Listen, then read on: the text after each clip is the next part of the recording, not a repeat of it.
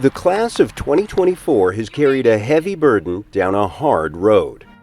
Their education has been paused for the pandemic, moved to virtual classrooms, and now this. A bittersweet celebration of a Generation Z college career. What this class knows is that what is normal in a sense is a world in upheaval and a future for them that is uncertain. For some graduates, like this Palestinian American who's lost family in Gaza, the protests go on even as they don cap and gown. It feels as though it is the only thing that I can do.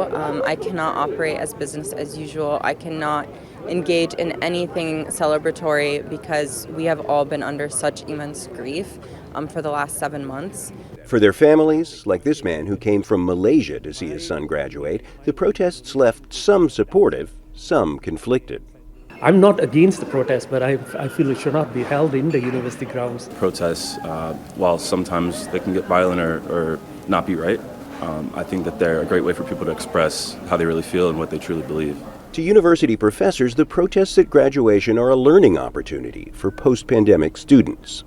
And it's hugely ironic that in other institutions, thus far not here, but in other institutions, university administrators have taken it upon themselves with very little reason to shut down students' voices, to arrest and detain and break up encampments that have served the purpose, really, of enlivening campus debate as opposed to closing it down.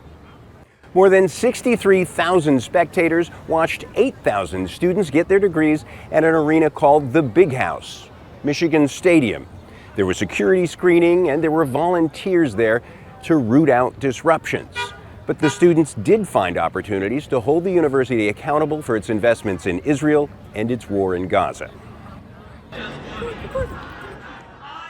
There were Palestinian flags in the Big House.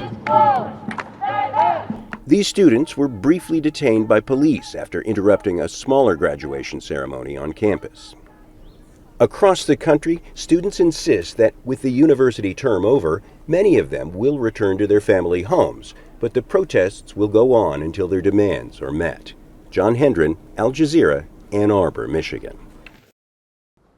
Make sure to subscribe to our channel to get the latest news from Al Jazeera.